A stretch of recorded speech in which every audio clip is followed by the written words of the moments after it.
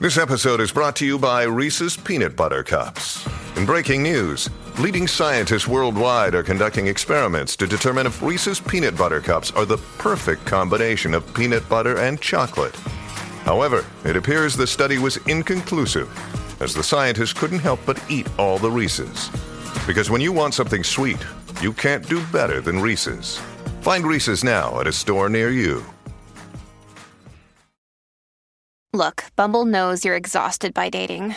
All the, must not take yourself too seriously, and 6'1" since that matters. And what do I even say other than, hey? Well, that's why they're introducing an all-new Bumble, with exciting features to make compatibility easier, starting the chat better, and dating safer. They've changed, so you don't have to. Download the new Bumble now. I'm Alex Rodriguez. And I'm Jason Kelly. From Bloomberg, this is The Deal. Each week, you'll hear us in conversation with business icons. This show will explore deal-making across sports, media, and entertainment. That is a harsh lesson in business. Sports is not as simple as bringing a bunch of big names together. I didn't want to do another stomp you out speech. It opened up so many more doors. The show is called The Deal. Listen to The Deal. Listen to The Deal on Spotify. Hey, it's Ryan Reynolds, and I'm here with Keith, co-star of my upcoming film, If, only in theaters May 17th. Do you want to tell people the big news? All right, I'll do it. Sign up now and you'll get unlimited for $15 a month and 6 months of Paramount Plus Essential Plan on us. MintMobile.com/switch. Upfront payment of $45 equivalent to $15 per month. Unlimited over 40 gigabytes per month. Face lower speeds. Videos at 480p. Active Mint customers by 531.24 get 6 months of Paramount Plus Essential Plan. Auto renews after 6 months. Offer ends May 31st, 2024. Separate Paramount Plus registration required. Terms and conditions apply if rated PG. And welcome back, everyone, to a new episode of the Skating Penguin Network Mailbag. It is Monday, May 6th in the year 2024. We are now into the month of May. The second round of the Stanley Cup playoffs is underway, and I am once again here, joined by Snail out in Seattle. Snail, how's the new week treating you? The new week is treating me well so far. It's going to be super, super nice in Seattle this week. So love to start these off with a little weather chat. I love a weather chat. It's just, it really dictates my days. So why not talk about it? It's going to be hitting 80 degrees Fahrenheit this weekend.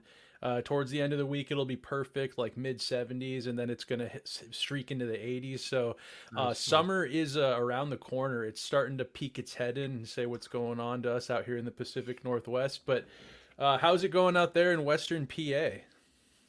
Not too bad. A little overcast today, but we got some peaks of sun shining through.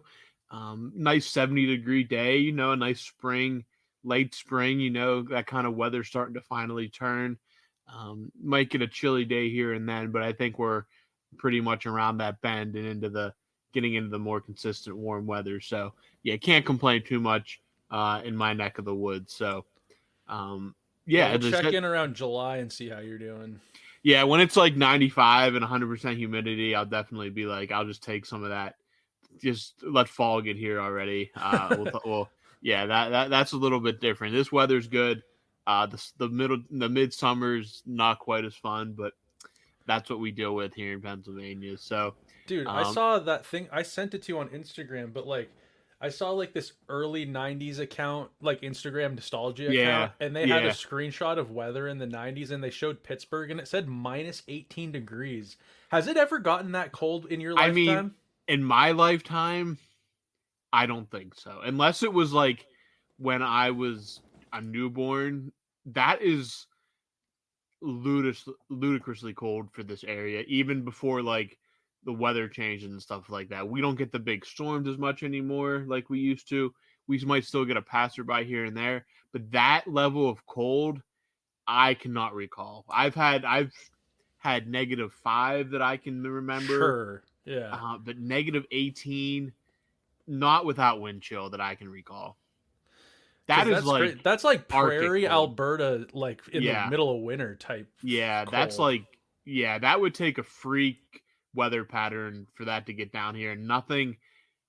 If I was a newborn, I just don't remember it. But that is a freakish cold. Yeah, the coldest it's been here in my lifetime. I think we hit the minus like 2 or 3 like once. That's probably and it's like that's crazy for where I live. Like yeah, we rarely see single digits. It's freakish when we do. Yeah, that's. I mean, even around here, that's cold, and you guys have the water in the air coming right off the sound and stuff. So it probably feels much colder than -1 or -2 when you guys dip that low.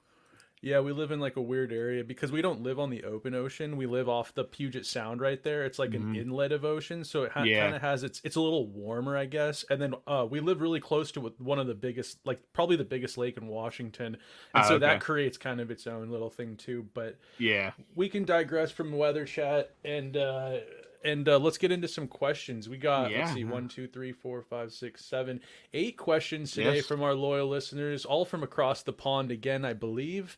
And this question, number 1, it's coming at you from Andreas Castle. And he asks simply regarding the Maple Leafs Game 7 loss to Boston that just happened. Do you think criticism towards Mitch Marner is justified? As far as I read, he was a no-show. And Mitch Marner, like, he's a lightning rod out there. So what do you think about Mitch, and is it justified, the criticism and flack he's getting from not just Leafs fans, but I think anyone who watched that hockey series or the Leafs in general? Yeah, so I definitely think that it is justified, but I think it's justified across the board. Marner he had moments in this series, but there were plenty of stretches where he was not what they needed, especially when he was playing in games where Nylander wasn't playing and Matthews wasn't playing. He just wasn't what his contract says he was. Let's put it that way. He was perfectly suitable for if he'd be paying half of what he's making, but you have a guy making double digits against a salary cap.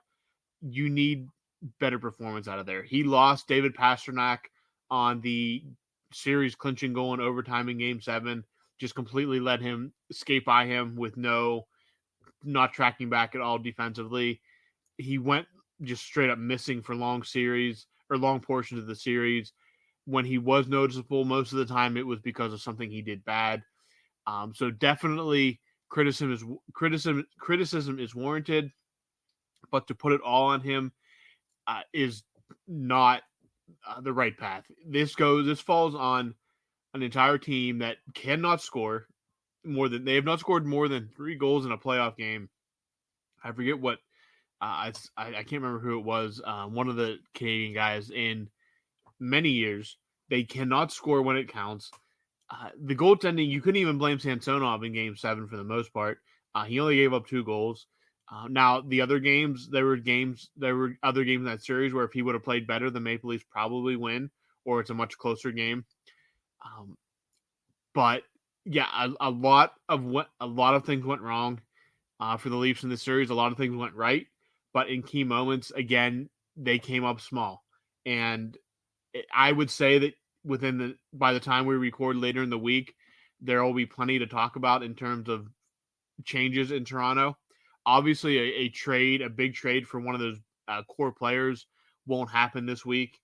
That won't happen until the playoffs are over and we get closer to the draft and free agency, where player movement is more likely to happen. But I definitely think criticism of Marner is warranted, just as long as that criticism is delved out among the rest of the team, because it's not just a one-man show or a one-man problem in Toronto. You got to think, though, that Matthews, he was pretty injured, I think, or sick, or there was something wrong with Matthews that series. Nylander, surprisingly, he gets some flack for seeming like maybe he doesn't care enough. Nylander's like their best playoff performer, and he makes the least amount out of the big 4 there, I guess, because I forgot Tavares is included in that. Dude, Marner has 11 goals in 57 playoff games, and he has 4 goals in his last 34 playoff games. That is, doesn't he make 10 million or like 10.5 million? Something like that. Yeah, it's definitely in the double digits. He's up there with Matthews and Nylander. And again, if there's one player you don't want to put blame on, it's Willie Nylander. Nylander was fantastic. He played 4 4 games and and led the team in points. Yep. And he he scored loves the only Toronto, goal. and he's like, I think he's perfect for Toronto because he like loves the attention and the pressure, where the other two guys seem rattled by it. But yeah, I mean, if they're willing to trade Nylander, Kyle Dubas, please call Brad Trevling. That's what I was gonna just jump into. I really wanted to touch on, like, are Penguins fans holding back on jumping on this, like, let's just rip Marner train? Because I think all of us are a little bit nervous that I think Dubas might be looking at that coach Keefe, who's about to probably be fired, and Marner, who's getting all the flack. Like, I'm like worried. I got a knot in my stomach last night thinking about what if they traded like Rust and Riley Smith for like Marner, and they're not trading Brian Rust. I can tell you that much. Oh, I feel like if Marner was on the table, the Toronto Maple Leafs are like, Brian Rust is the exact type of player that we need in our top 6. And you're getting a top 6 player who's young and he can get. The thing with Marner is, though, it's like the Penguins have missed the playoffs 2 seasons in a row. They need to get younger. Marner's production alone could help propel them into a playoff spot. Like, if they have the same type of season again, I mean, Marner if he puts up 80 to 90 points, like, he's gonna help you get into the playoffs. Yeah, it's just what happens when the playoffs come. That's what I mean. It's like we get to the playoffs at least, but you have players on the Penguins who perform in the playoffs. Like Rust is a playoff performer. Sid shows up. I don't know. I'm sure there will be so much speculation about that. This won't be the last time we talk about maybe a Marner and Pittsburgh type. I saw tweets about it after they lost. It's just like 50% chance Marner and Keefe end up in Pittsburgh next year. And it's like, oh boy. Yeah. All right. Question number 2, sticking with Andreas here for Snail. What do you think? A player has to be responsible for his stick as much as his elbows, or do smaller guys have to live with the fact that bigger guys can hit the smaller guys in the head just because they are bigger? When you're undersized, unfortunately, like, you got to have your head on a swivel, because you've seen it. I've seen it this year, and you see it in years past, where if you're a shorter player, your head might just be at the perfect height to get hit by an elbow, or to get I don't know, when a tall guy just trucks somebody, they'll accidentally make head contact where they didn't mean to make head contact. They just, your head is where other people's chests might be. Yeah, it's just unfortunate. But I said this before, I'm never one to back off the physicality with hockey. I think it's a physical sport. You got to embrace it. I'll be on that train till I die. But I have said on here before that, like, if you play with an edge, maybe on an edge isn't the right way to say it, but like, if that's a part of your game is being physical, then I do think, like Andreas kind of suggests here, that is it needs to be legal, and you don't want to be giving people CTE. You don't want to be ending people's careers. When you step on the ice, you have a responsibility to be responsible for your stick. You get and your elbows as well, especially if that's your role. I think of guys like Tom Wilson. He doesn't care about things like that. There are players that they want to be unpredictable and scary. That's a part of their game, like a Tom Wilson, like a Trouba. Who else? We had one in Pittsburgh for a long time, a player like that, who knocked out, I think he ended David Savard's career. Mark Savard? Or Mark Savard, not David Savard. Mark Savard. Boston Bruin. Matt Cook. Yeah. I don't think he cared too much about being responsible for any part of his body. But it's just, I think that in today's game, if you want to have a long career and be successful and play that style of game, if that's the way if that's the thing that keeps you in the lineup, you got to be responsible to a certain extent. Yeah, absolutely. I agree with that. All right, moving on here to Edward Beckham. He asks, Robbie, will you be doing more post-game shows next season? Because he certainly hopes so. As Edward says here, he has nobody to talk hockey with, so it's good to listen to. Yeah, I mean that's the plan. I think Snail's on board with them. We had a good time doing them this season. They were pretty successful for the most part. So, um, I definitely expect them to be back next season. I see no reason why they won't be. I don't foresee many changes coming to the podcast. Snail and I have talked about a couple ideas that we'll iron out over the summer before next season. No rush here. Mailbags are still going to be here, but definitely going to get back into post game content. Obviously, once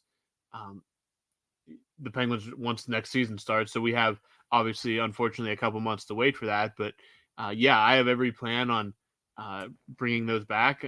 It's people seem to enjoy, and we enjoy doing them, and it kind of gave us an outlet in the moment to air our thoughts and grievances. I'm sure maybe they'd be boring if the Penguins are just good. Maybe that's how it would be. You'd have nothing to complain about as much outside of a loss here or there. But when the Penguins are frustrating like that, maybe it gives us and the listeners too an outlet to kind of vent a little bit. But Edward, if you ever need someone to talk hockey with, you know where to find both of us on Twitter.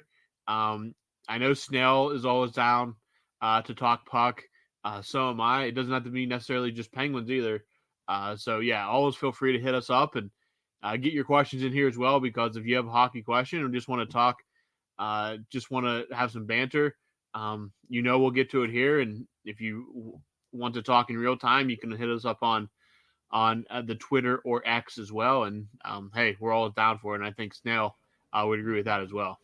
Oh yeah, always down. And I know that this is a Penguin-centric podcast, and Penguins are what binds us all together here. We're fans of the Penguins, but I take in the whole league. Like I watch hockey even when the Penguins are playing. I watch so many other games, and especially when it's playoff time, I'm making time to watch just about everything and flip back and forth between channels when two games are on at once. So yeah, always down to chat hockey. I was gonna say, Robbie, dude, those not mailbags, the post games that we would do, it was like therapeutic, because I'd be sitting there on my couch marinating in frustration a lot this last season, and angry, and just like fuming over Mike Sullivan or whatever, the power play, and then to be able to hop on here and just be with like-minded people that are just so frustrated too, it kind of helps, wash it off, and you can be like, okay, I'm not crazy. Everyone else agrees with this. This is what needs to happen. Or we're all at odds, and it's like, we need physicality, and Garrett's like, no, we need a better power play, and it's it is therapeutic. Both. Yeah, we need both, but yeah, it's therapeutic for sure. All right, going with Edward here again. Back over to Snail. Edward asks pretty simply, do either of you play hockey? I do play hockey, but like recreationally. I don't play in a league or anything like that. I maybe I will, like, I thought about doing it, maybe not this summer, but this coming winter I was going to maybe join a beer league and do that route or whatever, but the best time I think in the Northwest right now for hockey is actually in the summertime, because a lot of the rinks don't have like leagues going and stuff, but I'm busy as all hell in the summertime, so I can't. Yeah. What about you, Robbie? Do you play like deck hockey or anything like that?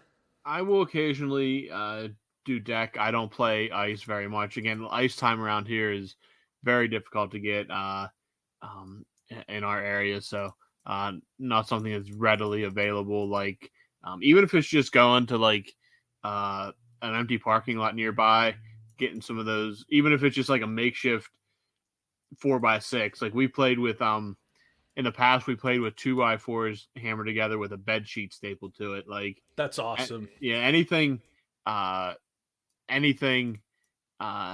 available to us. I used to play with little. They weren't regulation size, but we used to have sawhorses that we staple gunned plywood to the back and shot into. Dude, we used to. Sick. Yeah, we did have. At one time, we had the net with the plastic like PVC pipes with like the shelf on top and the net, the like legit netting and stuff like that. And for many years, we used to play like Monday or Tuesday nights at a local rec center.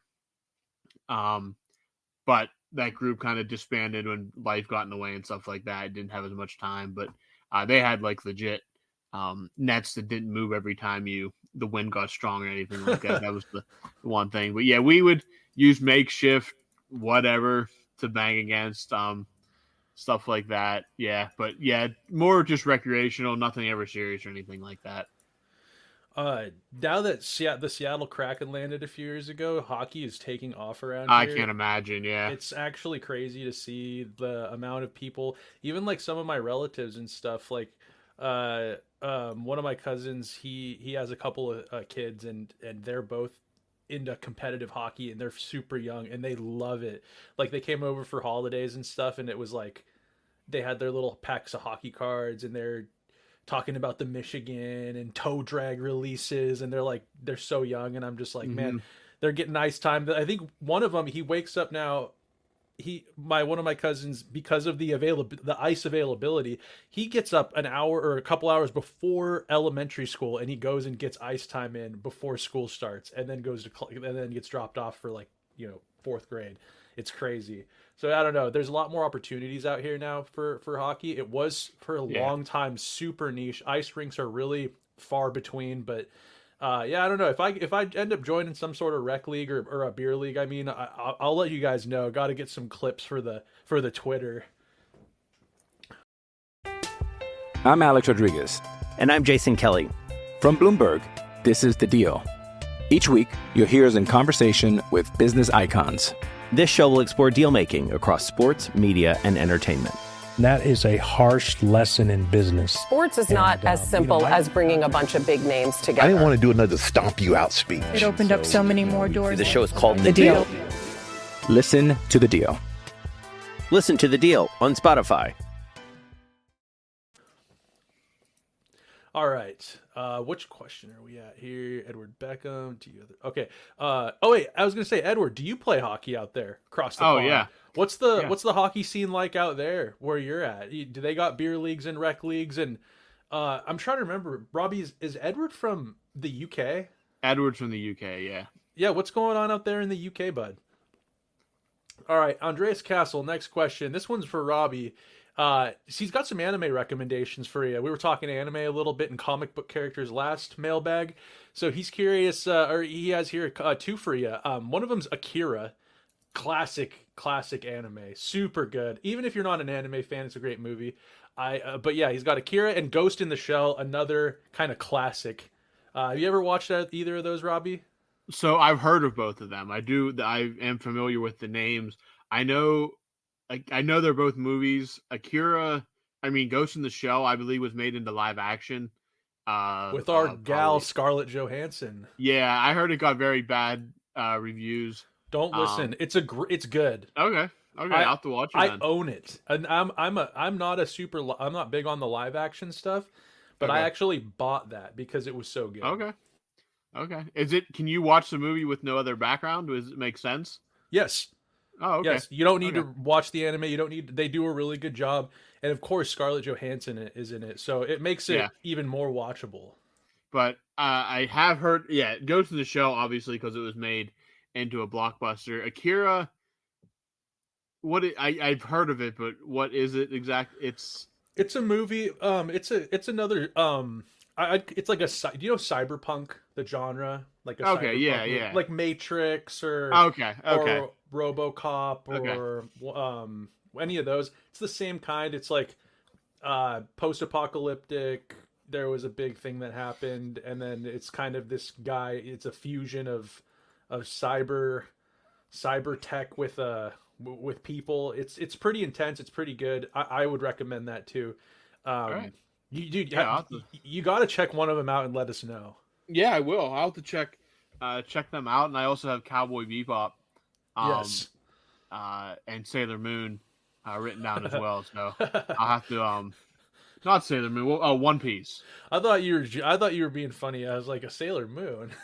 No, I've heard of Sailor Moon, but again, never. Yeah, anime was not something I was deeply into, but definitely something I would at least try out to see if I would enjoy it. So I think you'd really like the Ghost in the Shell live action that they made with Scarlett Johansson. Like, okay. I think that it's pretty good. All right. I'll have to check that out. Next question here, Andreas again. Do you know which team started the tradition that the best player of the game receives some sort of hat? And then he says, the hat the Rags use, meaning the Rangers, sucks. I'm not super aware of what the Rangers is, but didn't it start with the Rangers? Mm-hmm. It did? It was... I don't know if it was exactly. I know the Penguins were an early adopter. With the shovel, the right? Rangers, they had the shovel, and then they eventually got into different headwear. The Rangers were an early adopter of the Broadway hat. But now it seems like every team has some sort of post-game award. But yeah, it started. I can't remember who started, or even if I don't want to say one team necessarily even originated it, but there were some early adopters. I have here. The tradition dates to a preseason game the Rangers played in Gothenburg, Sweden in September 2011. Oh, wow. After the game, the Rangers went to a local club where they met a woman named Helena Eriksson who was wearing her favorite hat. Brad Richards liked it too, Eriksson said in an email. I said, okay, you can have it, but it's 149 kroner, which is like $15. And he paid me 100, so I earned some Swedish kroner here. Richards confirmed this story, saying she kind of drove the price up on us. Eriksson's hat became the Broadway hat, and the Rangers hope they'll be passing it around like the Bruins did with their starter jacket and the Blackhawks with their championship belt deep into June. And yeah, the Penguins had one a long time ago, and it was this shovel. Do you know the story of the shovel, Robbie? Yeah, I remember the shovel. That was like the original one for the Penguins. The Kevin Duffy Shovel Award. Yeah, it was probably much easier. It's probably much easier to use a helmet than a shovel. Can you imagine having to travel around the country with a shovel for all the games? I know, right? But just keep it with your hockey stick. Yeah, luggage.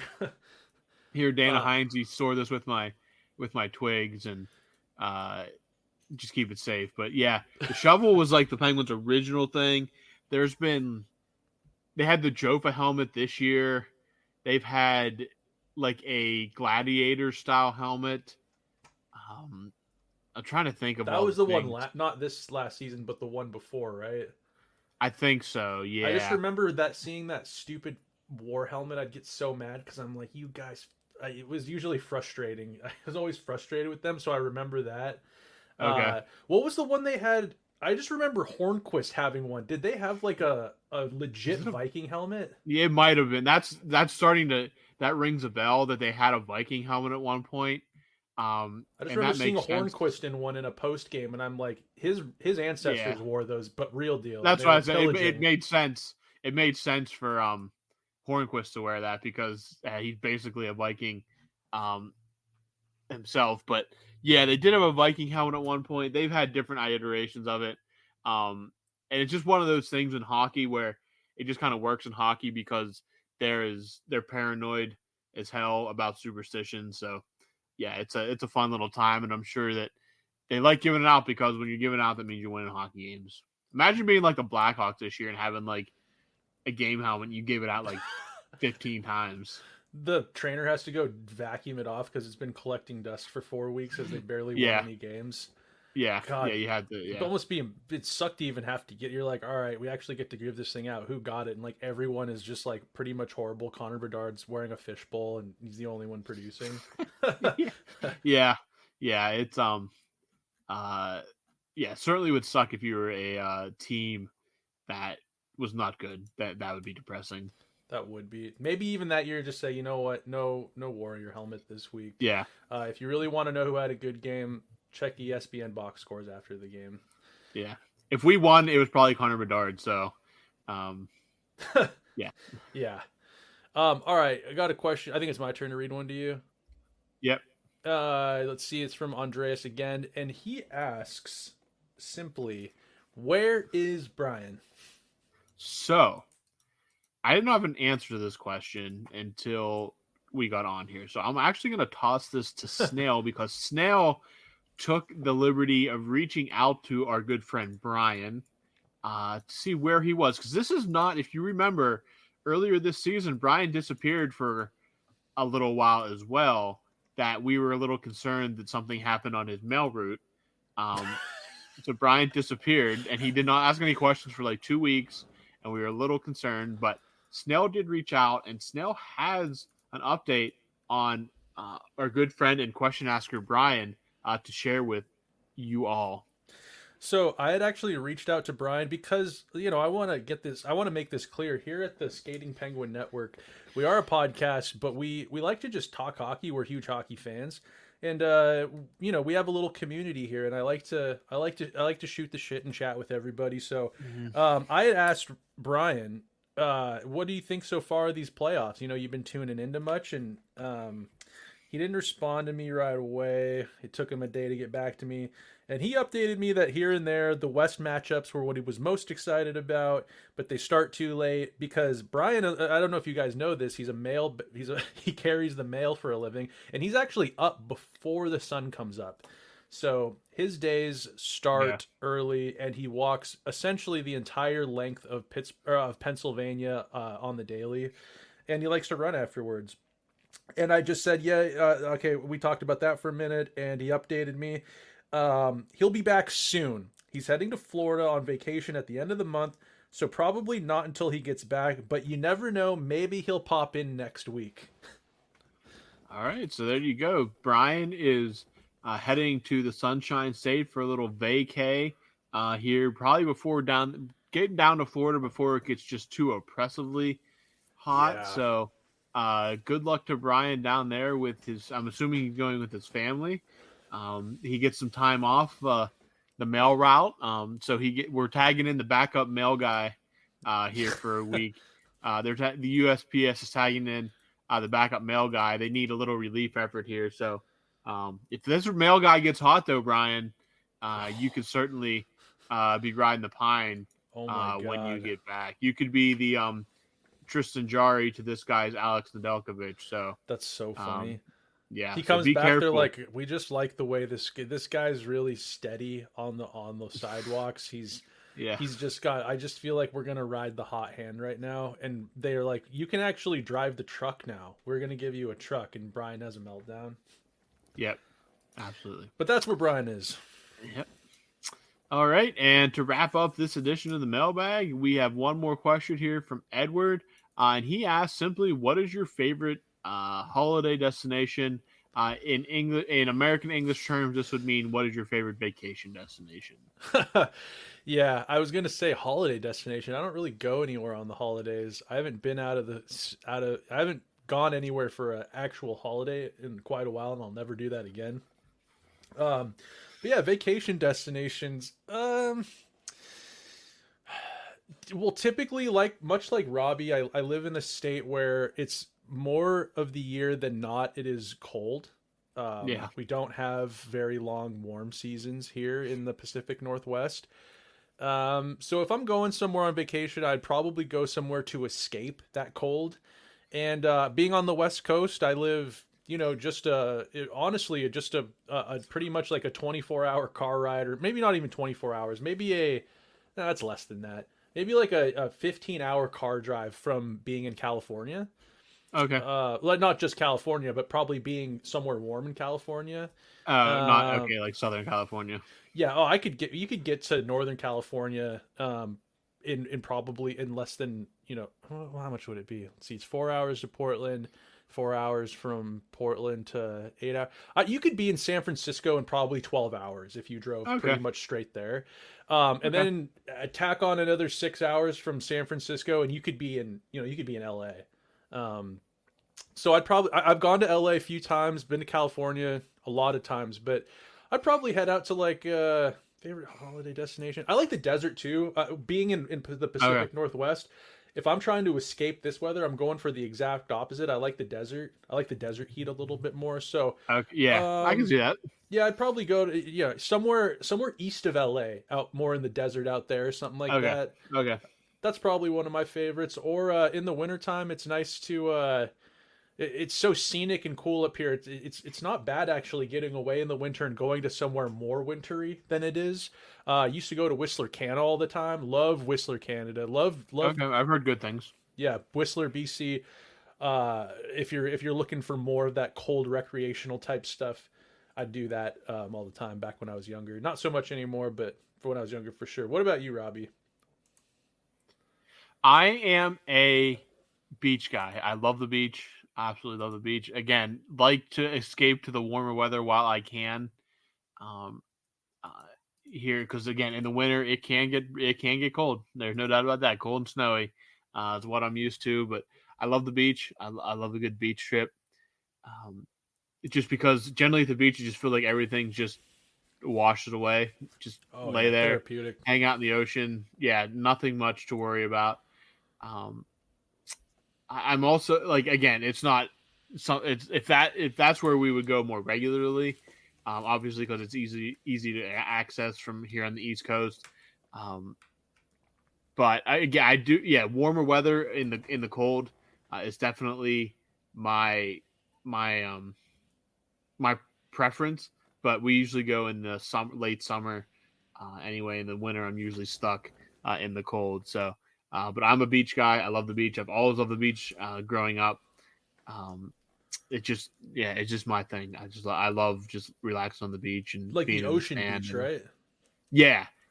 Now again, you can have. There's a lot of places up in Erie, Pennsylvania, which is probably 4 hours from where I am. There's a beach on Lake Erie, which in the summer is fantastic. In the winter, I'd not want to be there.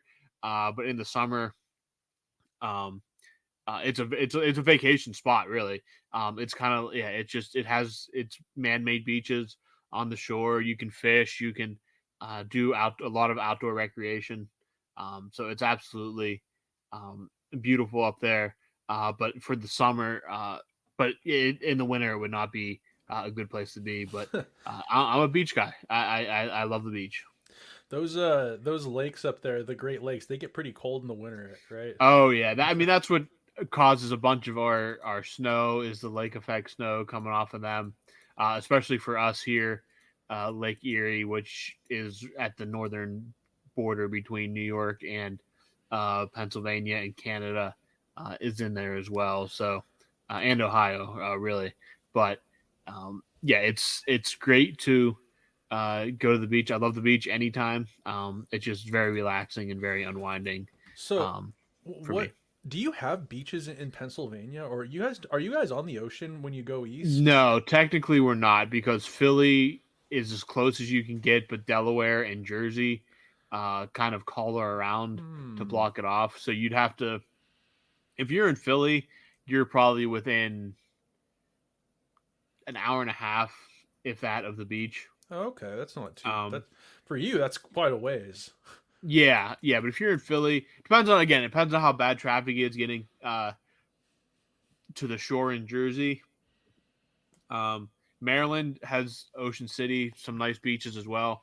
We're not too far removed, but there's no Atlantic access from directly from Pennsylvania, so we can't enjoy beachfront property in the Keystone State out here.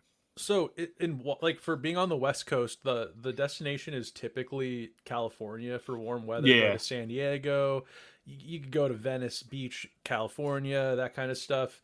Both phenomenal places. San Diego is a hell of a city. Venice is awesome too. But for you guys out there, is Florida like your guys' California for East Coasters? A lot is the North Carolina beaches. I'd say is probably because Florida from They've Pennsylvania. Got good beaches there, right? Like it's pretty nice beach town, they have like basically their entire coast is beaches. And the thing with Florida is if you're driving, it's like 24 hours straight through from Pennsylvania to Florida, whereas you can be at various beaches in North Carolina in 8 to 10 hours. Oh, nice. And they have like beaches. Like I know people surf there and stuff. It's not like it's some. Yeah, if you know what you're doing, if you know where to go, you can definitely find places to surf. Obviously, not the reputation of like a California or Hawaii or anything like that. But no, I mean, there's definitely, I've seen surfers, especially if the conditions are right, that have been out there. So it's definitely plausible.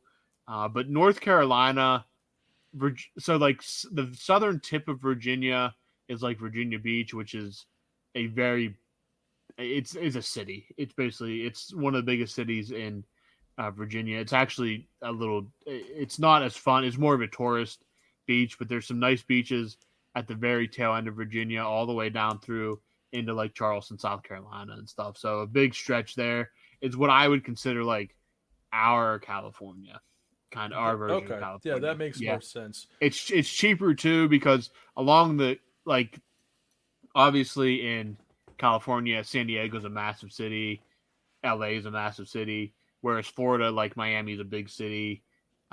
Orlando's more inland, but you have your bigger cities down there, whereas the cities along the coast in the Carolinas are not, I wouldn't even call them really cities. They're more beach towns, coastal towns. That's kind of cool. That would probably appeal to me more, honestly, than the hustle and bustle of like a Miami or something. I mean, on this side, LA is, horrible. It takes you an hour and a half to go, 8 miles. It's traffic's so messed up. It's just flooded with too many people. The little coastal towns there's a highway out here on the West Coast that stretches all the way from Washington down to Southern California. It's called the 101 Highway. You might be familiar with the name of it. When you take the 101 down the coast, it's just it's not even like cities, like you said. It's like beach towns, and it's way cooler, way more pleasant experience than the hustle and bustle of the big cities. But that's cool. So Carolina is kind of your spot. Is that your favorite? Is that your favorite beach, like your beach area, beach destination? Yeah, because it's, again, if you go at the right time, there's so much to do that's not just the beach. Like in the summer, the places are absolutely bustling. They can be difficult to get around because there's when you're right on the coast, there's no like interstate highway. It's all just like 2-lane roads and stuff. So you just got to be patient. But when you get into town, there's great places to eat, places to shop, go-karting, mini golf. You can do basically you can do anything you want to down there. There's little shops everywhere. Go out for ice cream, grocery stores if you want to cook at your beach house. It's just much more relaxed and like a big city type feel, like a Miami or Fort Lauderdale or something like that. It's a lot of people, but it's also relaxing at the same time. It's not like a city type atmosphere. That's cool. I wouldn't have guessed Carolinas, but I like that answer. Carolinas would be I would say our version of the California coast. Yeah, but I do want to do the Pacific Coast Highway at some point in my life. I know people that have done it, and they said it's absolutely phenomenal. The Pacific Coast Highway, the 101 or whatever. Yeah, that goes from like San Diego all the way up to Seattle if you stay on it, basically. Yeah, I've done that. I've done it. I've done the whole thing once, and then I've done portions of it before. Yeah. I've hopped off of it because you need to make better time because it can take a lot longer. But sure. Dude, so worth it. So many cool stuff. I think the sneakiest part of the 101 that you wouldn't expect has some of the coolest beaches and some of the best weather. Is in Southern Oregon, like middle to Southern Oregon. There's places along there that I was mind blown. I had no idea. I'm like, this is like prettier than California. But if you ever get a chance, you got to do it. Edward Beckham, though, I'm thinking I want to know where he goes on holidays, because when you live in the UK, like, dude, for us, it all seems so foreign and exotic, but you got so many options, and all those European, like, you could take a train in any direction and you end up in some cool historic. You could be in Barcelona in like a 2-hour flight, probably on like a Barcelona discount airline. That's a bucket. You could be on a discount.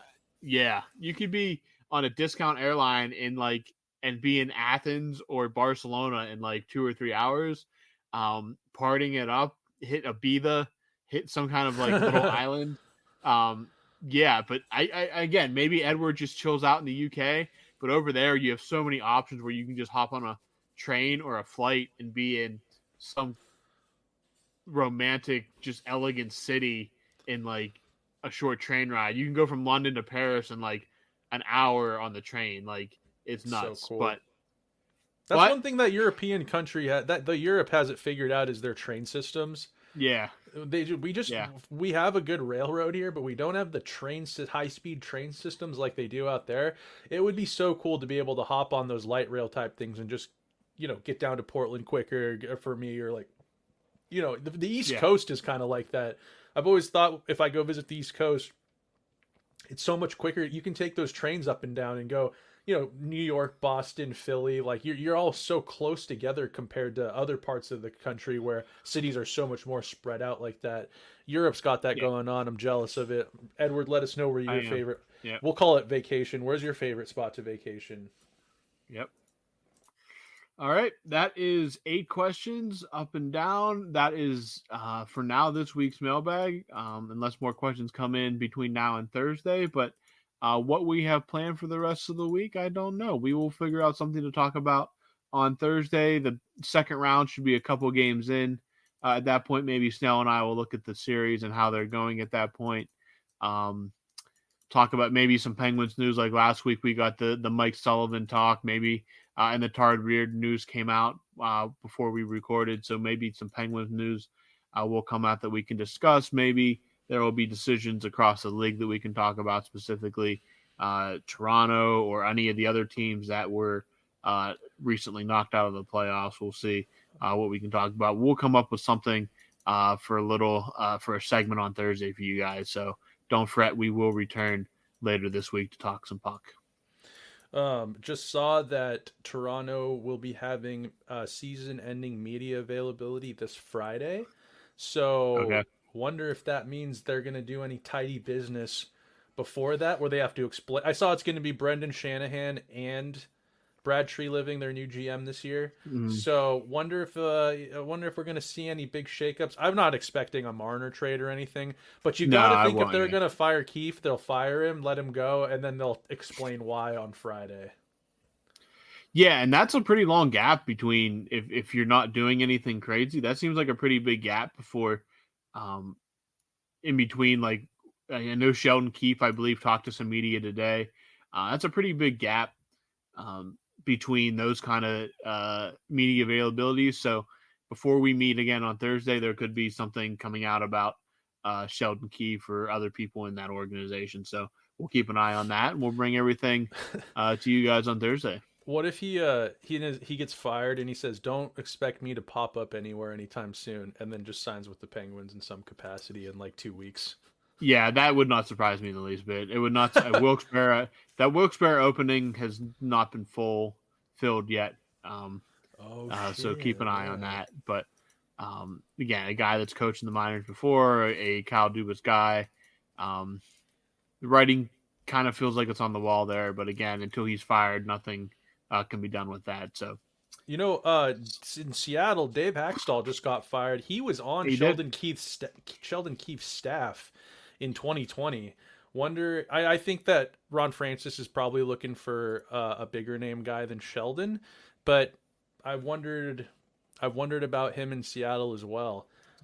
Yeah, again, Seattle does look like it does have an opening. Dave Haxtell has been relieved of those duties last week, so an opening to keep an eye on up there, because this is their first, coaching change in franchise history.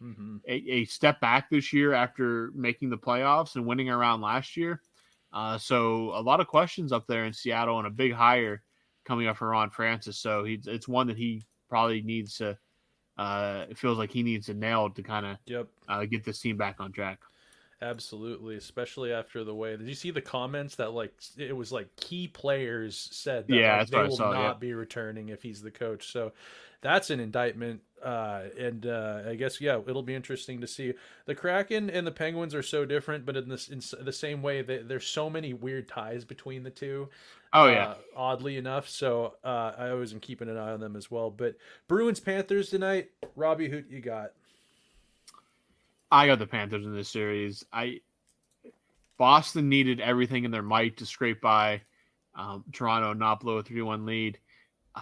Unless Swayman stands on his head, or Allmark, whoever they go with, I have to go with the Panthers. They're just deeper. I still don't trust the depth of Boston. I know we've talked about like Charlie Coyle is a good player. He's probably not a number one center against a team like Florida. I think Florida's just going to come in waves. Florida's hungry. I know Boston's the underdog this time around, but Florida got the taste last year, and it's going to be really hard to stop Florida coming out of the East. Yeah, if they can all stay healthy, which I don't. Boston isn't the, ground and pound team they've been in the past either. I just feel like Florida is just like they're they're like their team reminds me of they're like predators. They're just like frothing at the mouth, hitting everything, and they also have a ton of firepower. So I don't see how Florida doesn't make light work of the Bruins. Yeah, I agree with that as well. Well, that's all I got, Robbie. All right. So as you see there, that is for Snail. I am Robbie. That is this week's mailbag. We will talk to you guys later in the week.